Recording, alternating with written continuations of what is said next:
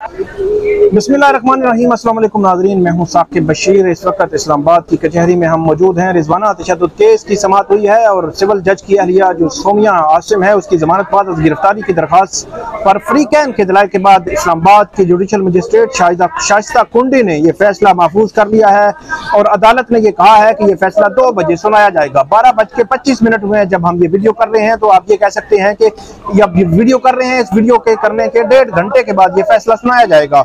आज की जो समाअत थी वो बहुत इंपॉर्टेंट थी, उसका सारा अहवाल मैं आपके सामने रखूंगा। बहुत अहम रिमार्क जज साहिबा की जानिब से सामने आए और बहुत अहम किस्म की मालूमात भी सामने आई। जो इल्जामात लगाए गए जो सोमिया आसिम के वकला की जानिब से और उनका जवाब प्रोसिक्यूटर ने कैसे दिया और जो सोमिया आसिम है उन्होंने किन खदशात का इजहार किया, ये तमाम चीजें आपके सामने रखेंगे। आज जब समाअत शुरू हुई तो समाअत के शुरू में ही अदालत में सबसे पहले जो मुल्ज़मा के वकील थे उन्होंने आर्गूमेंट्स का आगाज किया। उन्होंने कहा कि मुल्ज़मा जो है वो जो यहाँ से जो मुतासरा बच्ची है यहाँ से सरगोदा जाती हैं और सरगोदा पहुँचती हैं, सुबह 3 बजे उनका चेकअप होता है। उसके हवाले से जो मेडिकल चेकअप हुआ उसकी ओपिनियन या वो कहाँ पे है वो रिकॉर्ड पे मौजूद नहीं है। उन्होंने कहा कि 9 बजे की ओपिनियन मौजूद है, 3 बजे की ओपिनियन जो है वो रिकॉर्ड पे मौजूद नहीं है। जो MLC है वो रिकॉर्ड पे नहीं है। इसके अलावा काजी दस्तगीर जो वकील है मुल्ज़मा के, उनकी जानिब से कहा गया कि FIR में इसका जिक्र मौजूद है लेकिन रिकॉर्ड पे वो MLC मौजूद नहीं है।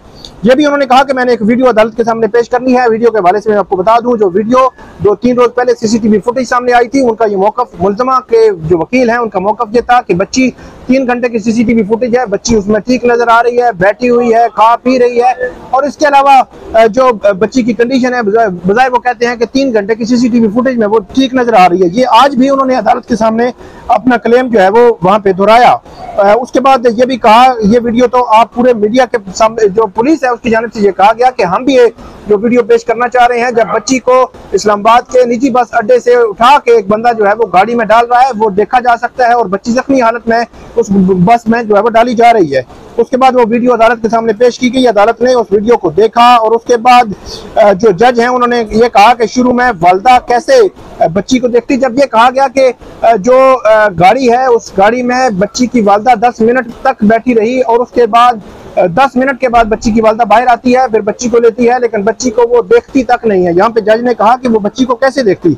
उसके बाद जज साहबा ने ये पूछा कि बच्ची स्कार्फ जो है वो पहनती है, ये बच्ची की वालदा से ही पूछा। उसके बाद मुतासरा जो फैमिली है उसकी वालदा ने कहा, रिजवाना की वालदा ने, कि मेरी बच्ची स्कार्फ नहीं पहनती, ये छुपाने के लिए, ये जुर्म जो जख्मी जो होना था इसको छुपाने के लिए इन्होंने स्कार्फ जो पहनाया हुआ था।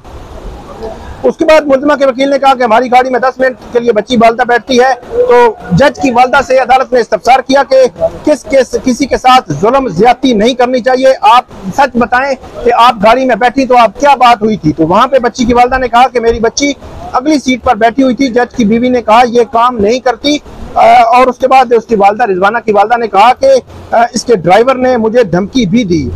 उसके बाद मुल्ज़मा के वकील से इस्तफसार किया अदालत ने कि आप वो वीडियो दिखाएं जहां बच्ची खुद वॉक कर रही है। तो मुल्ज़मा के वकील ने ऐसी कोई वीडियो अदालत के सामने नहीं दिखाई। उसके बाद उन्होंने कहा कि जख्म यहां से सरगोदा जाते 6 घंटे के दौरान जो है वो दिए गए। अदालत ने इस्तफसार किया आपके मुताबिक किसने जख्म दिए। तो मुल्ज़मा के वकील ने कहा मैं यहाँ कोर्ट में ये नहीं बात नहीं करता और ना किसी पर इल्जाम लगाता हूँ, लेकिन ये 6 घंटे के दौरान ये जख्म दिए गए। उसके बाद मुल्ज़मा के वकील ने कहा कि 6 घंटे 12 मिनट में सरगोदा के अंदर ये कहानी बनाई गई। 2.5 घंटे की वीडियो से मुतासरा बच्ची की वालदा फोन करती जो है वो नजर आ रही है। यहाँ पे जज ने पूछा, प्रोसिक्यूशन साइड का कहना दुरुस्त है कि अदालत इस केस को जमानत की हद तक सुनेगी, आप डीपर एप्रिसिएशन में हम नहीं जाएंगे, इसलिए आप जमानत की हद तक जो है वो इसमें दलाइल दें। उसके बाद ये भी जो मुल्ज़मा के वकील थे उनकी जानिब से ये कहा गया कि बच्ची ने मट्टी खाई जिसमें खाद था, जिसकी वजह से उसके जिस्म पर जो है वो सारे दाग बन गए। उसके बाद प्रोसिक्यूटर ने ये कहा कि डॉक्टर्स ने ये कहीं नहीं लिखा जो क्लेम जो है वो मुल्ज़मा के वकील में ये कर रहे हैं।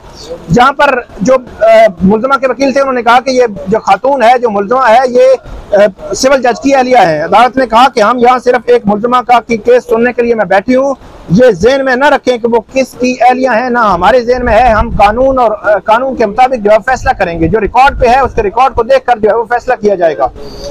उसके बाद मुल्ज़मा के वकील ने कहा बच्ची हमारे पास ठीक थी, सिर्फ खाद खाने की वजह से उससे ये मसला हुआ। उसके बाद इन्होंने जो जुर्म है हम पर लगा दिया। अदालत ने यह पूछा कि बच्ची को आपने क्यों रखा हुआ था। मुल्ज़िमा के वकील ने कहा कि केयरिंग अरेंजमेंट था, वो मुलाजमा नहीं थी, केयरिंग अरेंजमेंट था। हमने क्योंकि 10 बच्चे जो है वो 10 बच्चों की एक ये बहन थी, तो इसको ले आए, इसके पढ़ाने लिखाने के लिए यहाँ पे लाए गए। तो अदालत ने पूछा कि आपने पढ़ाया लिखाया? तो वहाँ पे मुल्ज़िमा के वकील ने कहा कि वो बच्ची क्योंकि उसमें ज्यादा उम्र की थी तो इसलिए उसका दाखिला जो है वो नहीं हो सकता था। उसके बाद अदालत को ये बताया गया कि बच्ची की जानिब से, बच्ची के जो फैमिली है उसकी जानिब से उनको उनसे पैसे मांगे गए। उन्होंने 24 और 27 जुलाई को 50 और 60 हज़ार रुपए अलग अलग भेजे। तो अदालत ने कहा कि आप जज होकर ब्लैकमेल हो रहे हैं, और ये भी कहा कि आपने जख्मी नहीं किया तो आपने पैसे क्यों दिए? क्या बच्ची अपने पास रखने की कोई दस्तावेज आपके पास है? तो ये दस्तावेज भी अदालत के सामने पेश नहीं की गई। उसके बाद अदालत ने प्रोसिक्यूटर को दलाइल देने की हदायत की। जिन्होंने FIR पढ़ी उन्होंने कहा कि सारा रिकॉर्ड मौजूद है। उन्होंने उस निजी बस के जो ड्राइवर थे उसका जो बयान था वो भी अदालत के सामने पढ़ा, जिसमें उन्होंने कहा कि यहाँ पे जब बच्ची को बिठाया गया तो बच्ची जख्मी हालत में थी, और बच्ची को बस में जो बिठाया गया वो उन्होंने बयान पढ़ा। फिर जो ट्यूटर था जो मुल्ज़िमा के घर में जो बच्चों को पढ़ा रहा था उसका बयान भी उस प्रोसिक्यूटर ने पढ़ा कि उसमें भी उन्होंने कहा है कि बच्ची को वो नहीं पढ़ाते थे बल्कि उनके बच्चों को पढ़ाते थे।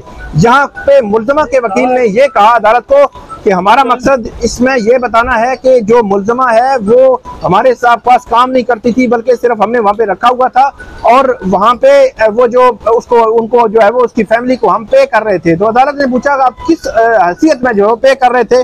बहरहाल ये मामला आगे चलता रहा, और उसके बाद अदालत को प्रोसिक्यूटर ने बताया कि जो बाजुओं की दोनों हड्डियां बच्ची की टूटी हुई थी। उसके बाद उन्होंने ये भी कहा कि ये जहर की बात कर रहे हैं, जब डॉक्टर्स ने कुछ नहीं लिखा तो ये भी क्यों कह रहे हैं? उसके बाद उन्होंने कहा कि जो सरगोदा की मेडिकल रिपोर्ट है और लाहौर की जो मेडिकल ओपिनियन है वो भी रिकॉर्ड पे मौजूद है। उसके बाद उन्होंने ये भी कहा कि मिट्टी की वजह से क्या हड्डियां भी टूट सकती हैं, ये हमने पहली दफा सुना है। और उसके बाद जो ट्यूटर का बयान अदालत के सामने पढ़ा गया, उसके बाद प्रोसिक्यूटर ने अदालत को ये कहा कि जहां कहा गया है कि खवातीन को जमानत देना उनका हक है, हालांकि ऐसा नहीं है, बल्कि कानून इससे मुख्तलिफ कहता है। खातून होने की वजह से वो जमानत की इस्तदा कर रहे थे। उसके बाद जो बच्ची की वालिदा थी वो भी कमरा अदालत में मौजूद थी। इसके अलावा बच्ची की तरफ से जो वकील थे वो भी मौजूद थे। उनकी जानिब से कहा गया कि पूरी कौम जो है वो इस केस की तरफ देख रही है, आपने इंसाफ करना है, जमानत खारिज करनी है, जमानत की मुस्तहिक नहीं है खातून, तो इसलिए आप जमानत खारिज करें और उसके बाद जो है वो बिहाइंड द बार इसको होना चाहिए। तो जज साहिबा ने आखिरी अल्फाज ये कहे कि आपने दुरुस्त कहा, मैं इंसाफ करूंगी और जो रिकॉर्ड पे है उस रिकॉर्ड को देख कर इंसाफ करूंगी। और जो वकील थे मुल्ज़िमा के उसके से मुखातब होते हुए अदालत ने ये कहा कि हम जज्बात को देखकर नहीं बल्कि रिकॉर्ड को देखकर और जो कानून है उसको देखकर फैसला करेंगे। अदालत अब 2 बजे इस केस का अहम केस का फैसला सुनाएगी। देखते हैं कि रिजवाना तशद्दुद केस में 2 बजे जो मुल्ज़िमा है सामिया आसिम उसकी जमानत बाद गिरफ्तारी मंजूर होती है या नहीं होती। ये फैसला जुडिशल मजिस्ट्रेट शाहिद कुंडी जो है वो सुनाएंगे, और जो फैसला होगा वो भी हम आपको अपडेट करेंगे। बहुत शुक्रिया।